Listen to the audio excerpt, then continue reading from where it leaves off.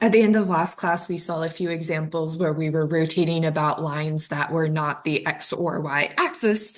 And so we're going to pick up with a few more examples here and then do more of these in class. So as always, we want to start out by drawing the region that we're working with. The region's not going to be impacted by the line that we're rotating about. So here we have Y is square root of X, and then Y equals X, which lives slightly below that.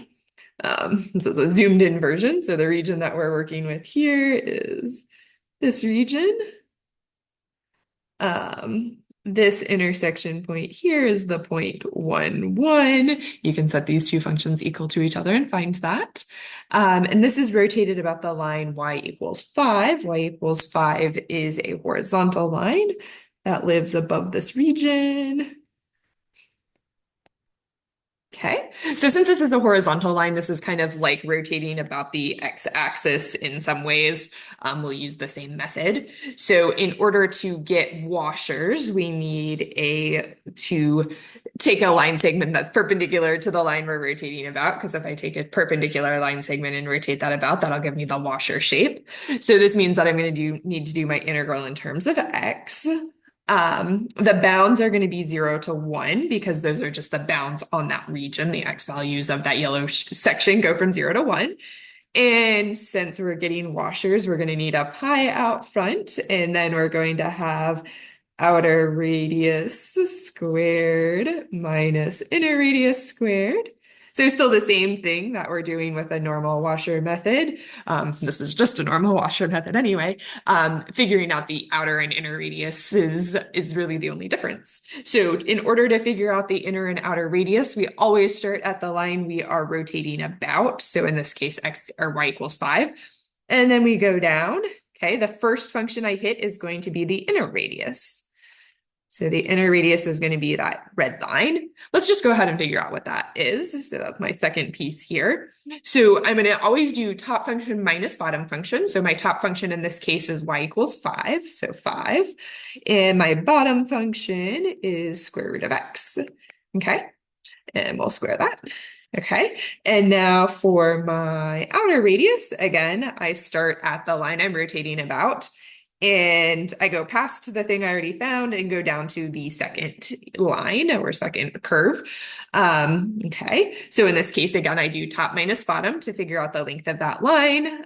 So that's going to be 5 as my top function. My bottom function is x here, so I have 5 minus x squared.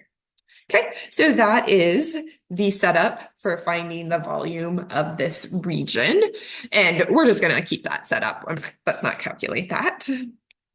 Okay, so we can do this other one here. So we have the region bounded by x squared.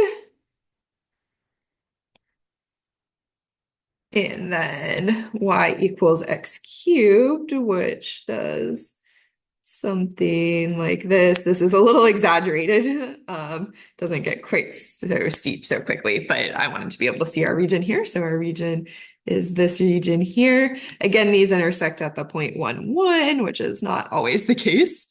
And this is being rotated about the line x equals 3. X equals 3 is a vertical line that lives over here.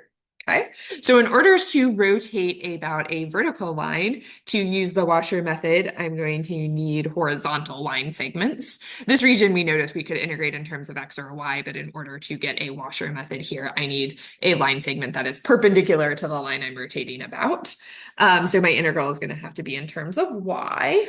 So I'm going to have a pi out front from the washer method. We'll have our dy at the end. My integral will go from 0 to 1 because those are the y values. They're also the x values, but we care about the y values here. The y values of this region go from 0 to 1. Okay, and so now, again, I'm going to need my inner and my outer radius. So for my radii, I start at the line I'm rotating about. I go until I hit a curve. So I'm hitting the red curve, so that's my inner radius. And then my outer radius will be, let's do it in green, start at the line I'm rotating about and go over until I hit the second function. That's going to be my outer radius.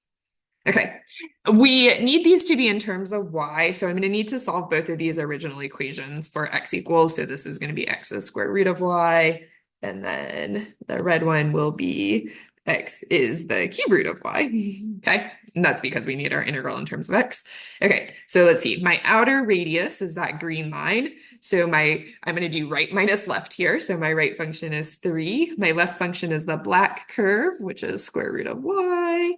So I have, that was my outer radius. So I have my outer radius squared minus my inner radius squared. So my inner radius is right minus left again. So my right function is 3. My left function is cube root of y. Okay. And when I'm thinking right and left function, I'm thinking what are on the right and left of that line segment that I'm working with. And then we square that because it's inner radius squared and we have a dy. Okay. So hopefully you feel fairly comfortable with these types of problems. If not, we'll get lots of practice in class with them.